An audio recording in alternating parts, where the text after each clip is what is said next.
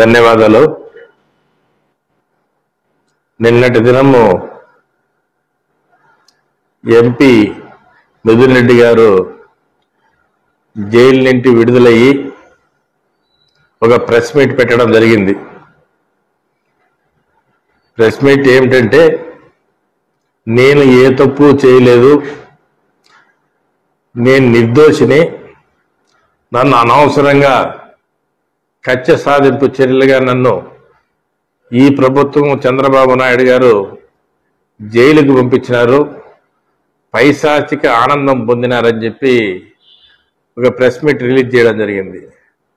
నేను ఎంపీ గారిని ఒకటే అడుగుతా ఉండా, మీ పార్టీలోనే చాలా మంది ఎంపీలు ఉన్నారు, చాలా మంది ఎమ్మెల్యేలు ఉన్నారు, వాళ్ళందరికీ లేని శిక్ష మీకెందుకు వచ్చింది నేను అడుగుతా ఉన్నా. ఇంతమంది లేనిది మద్య కుంభకోణం కేసులో వాళ్ళు ఎవరిని ఇరికించింది కొంతమంది మాత్రమే. దీంట్లో ఎవరైతే ఇన్వాల్వ్మెంట్ ఉందో, ఎవరైతే డబ్బులు లావాదేవీలు చేసినారో వాళ్ళ మాత్రమే ఈరోజు జైలుకి పోవడం జరిగిందని చెప్పి నేను తెలియజేస్తా ఉన్నా. మీరు లేనిపోని కళ్ళబుల్లి మాటలు చెప్పి కేసును తప్పించేదానికి మేమేదో నిర్దోషులము, మమ్మల్ని తెలుగుదేశం పార్టీ మమ్మల్ని అరెస్ట్ చేస్తా ఉంది అని చెప్పి ప్రజలను నమ్మించే ద్రోహం చేస్తున్నారు. నేను ఒకటే అడుగుతా ఉన్నా, మీరు తప్పు చేయలేదని చెప్పి మీరు సిట్ అధికారులు పూర్తిగా మా మీద అవినీతి ఆరోపణలు చేస్తూ ఉన్నారు, సిబిఐలు మా మీద తప్పుడు ఆరోపణలు చేస్తున్నారని చెప్పి పదే పదే చెప్పడం జరుగుతుంది.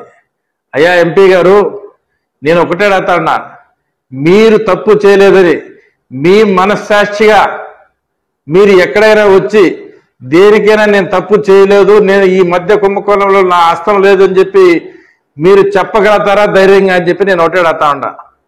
మీ మనస్సాక్షికి తెలుసు, ఆ రోజు మీరు చేసిన పొరపాటు తప్పుని మీకు తెలుసు. కల్తీ మద్యాన్ని తాపించి ఈ రాష్ట్రంలో ప్రజలను ఎంతో మంది ప్రాణాలు కోల్పోయిన సంగతి కూడా మీకు తెలుసు.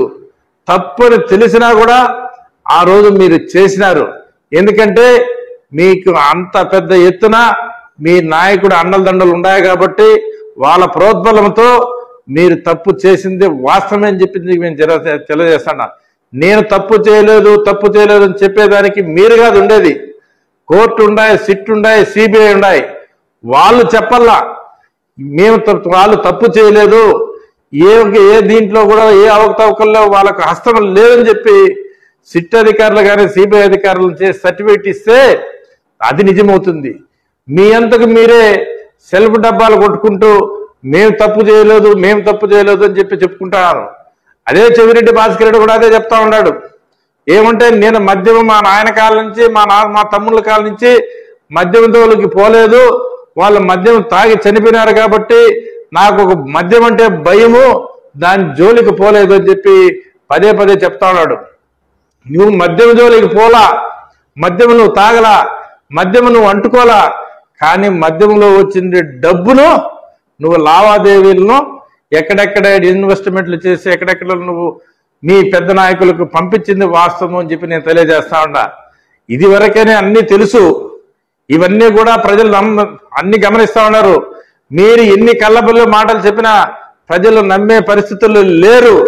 సిట్ అధికారులు ఉన్నారు, సిబిఐ అధికారులు ఉన్నారు, వాళ్ళు నిగ్గు తేలుస్తారు. కానీ మేము తప్పు చేయలేదని చెప్పి మీరు పదే పదే చెప్పుకున్న ప్రజలు నమ్మే పరిస్థితులు లేరు.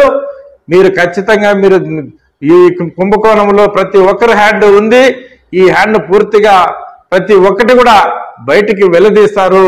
మీరు ఎట్టి పరిస్థితుల్లో చట్టానికి తప్పించుకునే ప్రయత్నం చేసేదానికి ఎన్ని ప్రయత్నాలు చేసినా తప్పించుకోలేదని చెప్పి తెలియజేసుకుంటూ, మీరందరూ కూడా దీంట్లో ఎవరెవరు ఇన్వాల్వ్మెంట్ తో ఉన్నారో, ఈ మద్యం కేసులో ప్రజల ప్రాణాలతో చెలగాటమాడినారో వాళ్ళందరూ కూడా దోషులుగా నిలుస్తారని చెప్పి తెలియజేస్తున్నారు.